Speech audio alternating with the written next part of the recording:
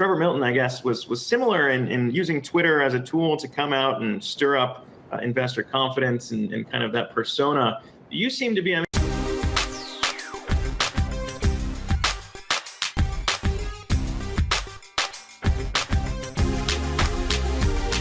What's up, guys? I'm back like I never left. In this video, we're going to be talking about Hyliion stock. I'm going to give you the 3 important reasons why the stock is selling off to the downside. This is really important points that you need to understand to really figure out why the price action of Hyliion is continuously going to the downside. I'm also going to be doing a quick stock market recap and go over important economic reports that can potentially affect the stock market for tomorrow.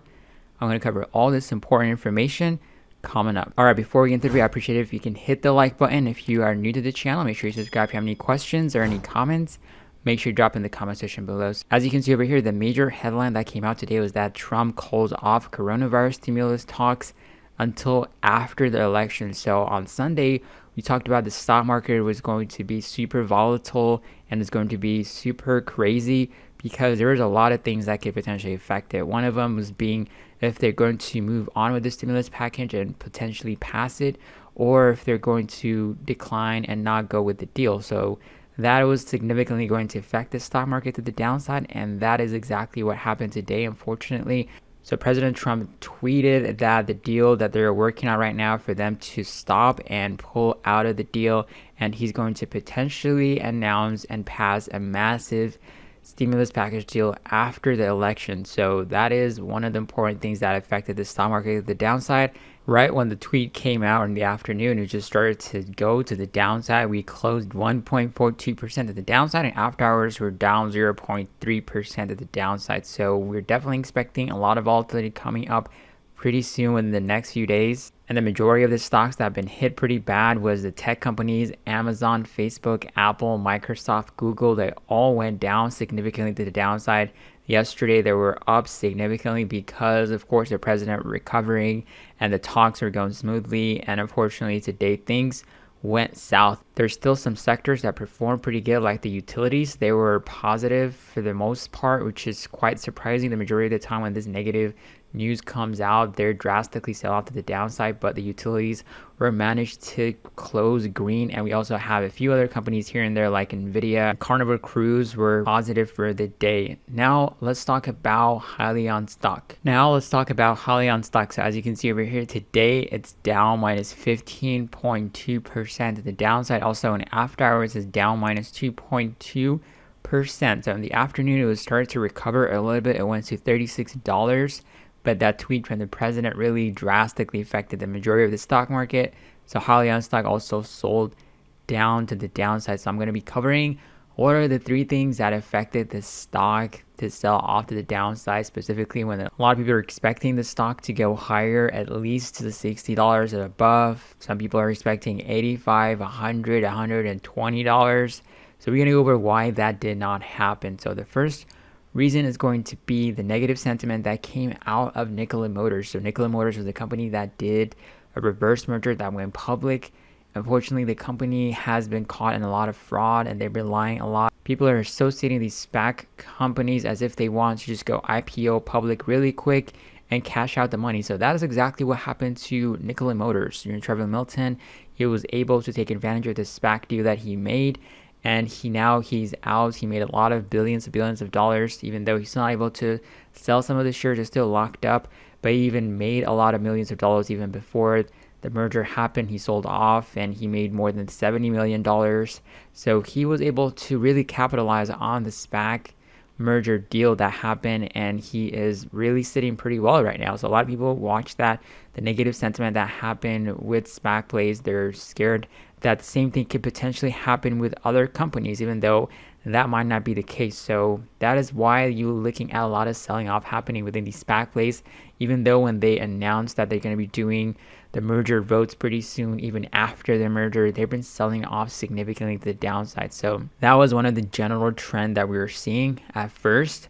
When companies were announcing they're going to be going public, doing a reverse merger, they spike up significantly because a lot of people were excited. New Nikola Motor price action could potentially happen with this new SPAC play.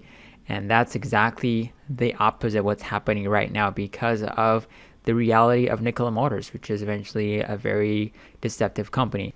Now let's go over the second reason why this sell-off really happened is because of there's a lot of short-term traders that got involved in this company. As you can see over here, they're expecting a similar move to happen just like Nikola Motors that we are also expecting.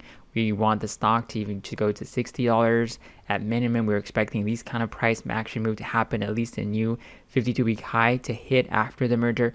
But that was not the case. And at Wall Street, they're just saying that says buy the rumor, sell the news event. And this is exactly what's been happening to Hyliion stock. So that quote is there because it happens a lot. It happened to Tesla after the split. The stock split, the stock sold off significantly, even though there's two negative catalysts that happened to it.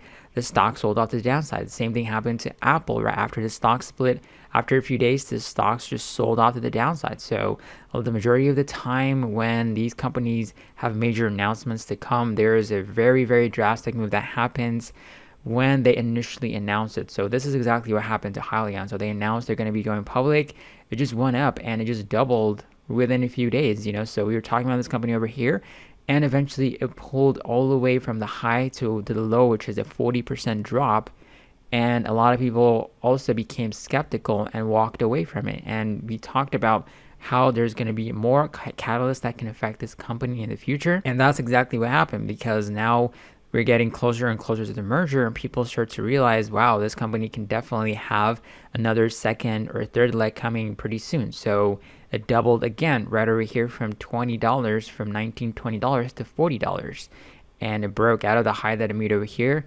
And a lot of people were expecting another move to happen, and the stock was also showing the similar kind of price action happening, just like Nikola Motors. So we're expecting a rally to happen after the merger, but that did not happen. So a lot of short-term investors, short-term traders, short-term swing traders got involved in it, and they got stuck. After the merger was announced, the stock did not behave as we expected it to behave. So that is one of the downside of it. And when that happens, a lot of people are starting to cutting their losses and to just move on, right? So they wanted to sell off pretty quickly. They want to be the first one at the gate so they can get rid of the shares. That is going to have a lot of selling pressure to the downside. And every time a person sells, of course, you might think that is not going to have an impact on the stock. It does. It contributes to the sell-off pressure. Every time you sell your shares, that counts. So a lot of people are selling, and we're actually sitting at down 40% from the high over here, just like what happened over here. So short-term traders are definitely have an impact. They're panic selling right now, and that is exactly what happens. And also there's some other people that also like to short these companies. There's short sellers. They're out there that might look at the hype that this company is getting, and they might bet that this stock is not going to have this significant move. And when they see that the first 2 or 3 days that this stock did not move significantly higher, there is a very clean area where you can risk off. If you are a short seller, you can definitely risk off of the $50 to $60 area. You can start selling short this company, and then you start to really bury down, and every time the stock bounces, you should start short selling it, risking off of the $60 area. So there might be some short sellers out there that are taking advantage of this, because at the end of the day, either the stock goes up or down, there's always somebody that's making money and losing money at the same time. So that is one of the important things that you need to understand. So also, I know a lot of people in the comment section were saying, a lot of people were pumping this company a lot, that it was going to go to, it's going to double a lot. Yes, it doubled, because they were talking about it, because the price action indicated in the past, like it doubled 2, 3, 4 times over here within the past few months. So a lot of people are saying that on YouTube, they're telling people that, hey, this stock has a lot of potential, because they saw the price action in the past. So if you're somebody that watched the videos, even if you watched my videos a few months ago, when I was talking about it when it was at $19-20, that the stock like doubled, So you need to understand when you got the information about this company, that is going to also be determined upon your success. So the information, the first person that got the information and that paid attention, that they made money eventually. And if you are somebody that heard about this information pretty late, then unfortunately it's going to be bad.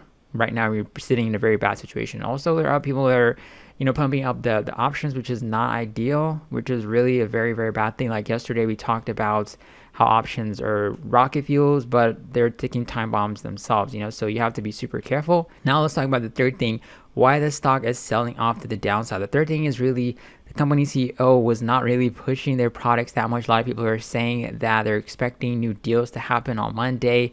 But there's a lot of partnership that might be announced that can make this stock significantly go higher.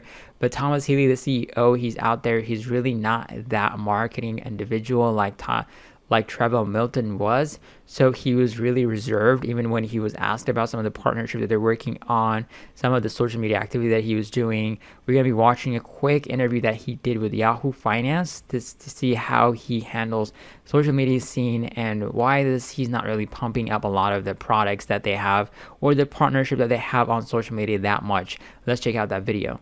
Trevor Milton, I guess, was similar in using Twitter as a tool to come out and stir up investor confidence and kind of that persona. You seem to be, I mean, just to wrap this up on a personal level, you're 28 years old. You're now one of the youngest CEOs here. As I said, $1.4 billion in terms of your worth in the company. Do you plan on kind of being the upfront face of this company in the same way that we've seen Elon Musk and Milton in the past? I mean, how has it changed you personally in your goal to get the company's goals achieved? And what should we expect from Thomas Healy? Yeah, so up to this point, we've been pretty quiet on social media. I think when I logged into my Twitter account, I had posted, a couple of tweets in the last couple of years. So I have not been super active on it, but we have told our followers that we are going to start posting more. We already have started sharing more.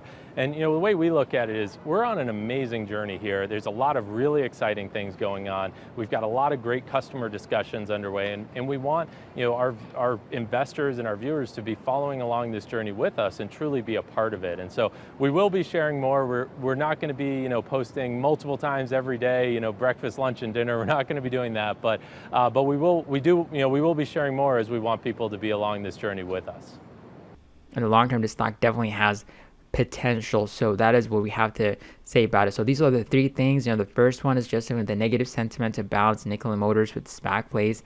And the second one was the short-term panic sellers, that really dragged the stock price to the downside. And the third thing is just really the company didn't come out there swinging for the fences just like what Nikola did. And that's why the stock price is going to the downside. And we just have to wait for it. In the future, this thing might recover. And also the market's really rough right now. No stimulus being passed right now. So that can definitely affect the price action for this stock in the short term. Now let's talk about the major economic reports that can potentially affect the stock market for tomorrow, Wednesday. At 2 p.m., we got the FOMC meeting minutes, and also at 2:40 p.m., we got the Atlanta, Boston, Minneapolis Feds holds a joint event on racism and the economy. At 3 p.m., we got the consumer credit, and also at 3 p.m., the New York Fed President John Williams is going to be speaking. So definitely keep an eye for these economic reports. As I always say, make sure you have a solid plan before you get involved with any of these companies that we talk about. Make sure you manage your risk and have a solid plan. So let's get it for tomorrow, guys. Have a wonderful day.